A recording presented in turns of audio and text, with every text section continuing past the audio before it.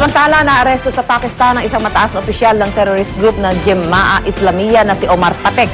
Base sa ulat ng Reuters, January 25 pa daw nahuli si Patek kabilang ang Pakistani na kumakanlong sa kanya. Si Omar Patek ang suspect sa iba't ibang terrorist attacks, kabilang na ang pambobomba sa Bali, Indonesia noong 2002 at 2005. Sangkot din ang terrorist leader sa pambobomba sa Australian Embassy noong 2004 at sa Marriott at Ritz-Carlton Hotel noong 2009.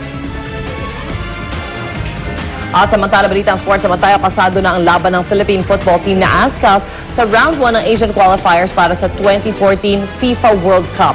At ang una nila makakarap para dito ang koponan ng Sri Lanka. Sa tweet ng Philippine Football Federation, gaganapin ang laban sa June 29 na gagawin sa Sri Lanka. At ang Game 2 naman dito sa Pilipinas, gaganapin sa July 3. Kumpiyansa ang Azcals sa matatalo ang Sri Lankan team na mas mababa ang world ranking kumpara sa Pilipinas.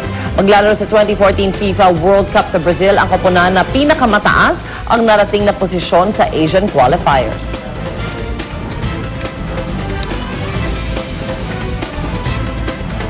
At hirit pa na tayo. Lalaro ke.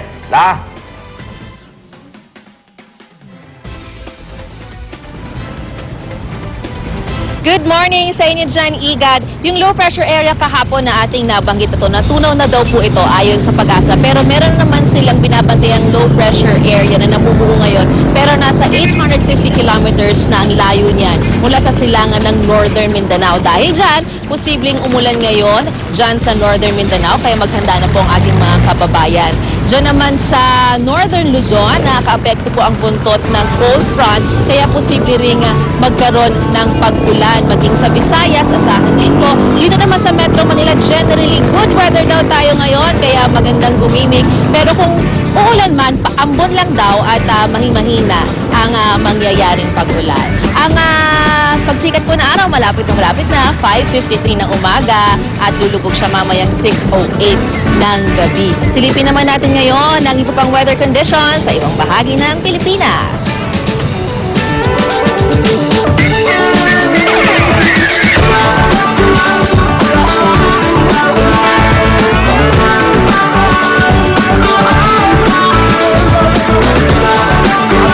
Speaker naman tayo ngayong umaga, ang pagbati ng Phil-Canadian YouTube sensation Maria Aragon sa idolong si Lady Gaga noong March 20. Akala ko nagkagalit sila.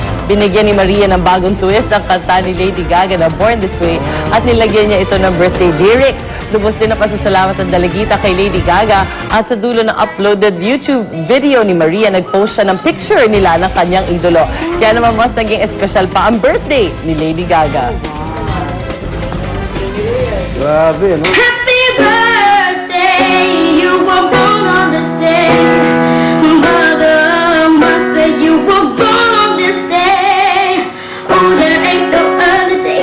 Gaga, you were born this day. Gaga, you were born this day. Oh my God! At sa isang bahagi lang ng bahay nila yun, ano? Okay, nakadikit lang sa pader. Parang sumikat yung Moy Palaboy. Wala lang. May tumadaan sa likod, sabi siguro, anak ko kagawa sa Moy Palaboy. Sa pader na lang. Tsaka grabe yung attention na binibigay sa kanya ni Lady Gaga. Oo, magaling talaga si Aragon. Magaling din. Tara, post din tayo. Ano kakantay mo? Yun din. Born This Way. Born for you. So, Born for you. na lang ako. Nagkasa pa siya kina, ano? Nagkasa pa siya kina Oprah, Ellen. Kay Ellen ata. Saka doon sa concert. Malapit, magiging challenge din yan. Oo nga, galing. Abangan mo. Madami ang Pinoy sa... Pag-asa pa, Pia.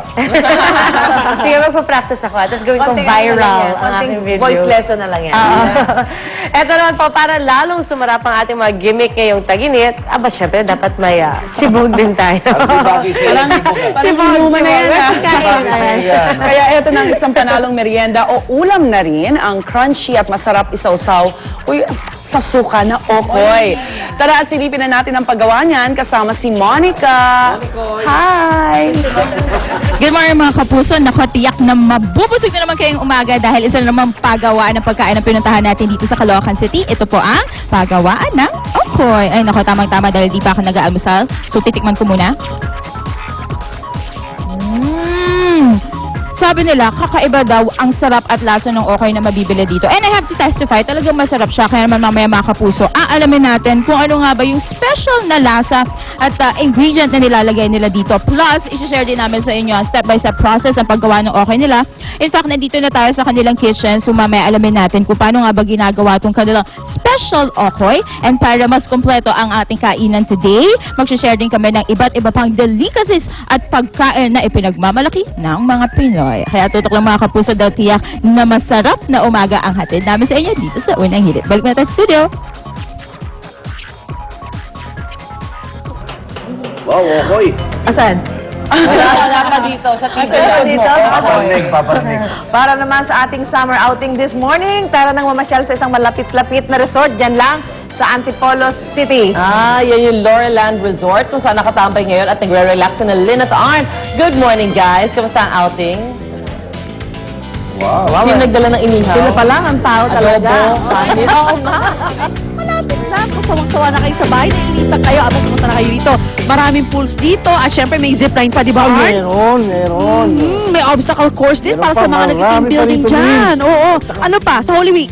Meron tayo ritong Station of the Cross. Nako, Para sa ayan. mga kapuso natin gusto magnilay-nilay. Magnilay-nilay, that's right. Actually, marami kayong matatagpuan dito. Kaya punta na dito sa Antipolo. Pabalikan niyo po kami maya-maya. Samantala, mga puso, back to studio tayo! Tayo na. Sa Antipolo. Ano tayo? Okay! Wow! Kailangan. Mukhang tarsier si Ana. Labas yung pakonti. Parang nasa ball lang tayo. Tambay lang mga ikan. Kasama niyo paboritong morning barkadahan. Siyempre, ito ang Unang Hirit!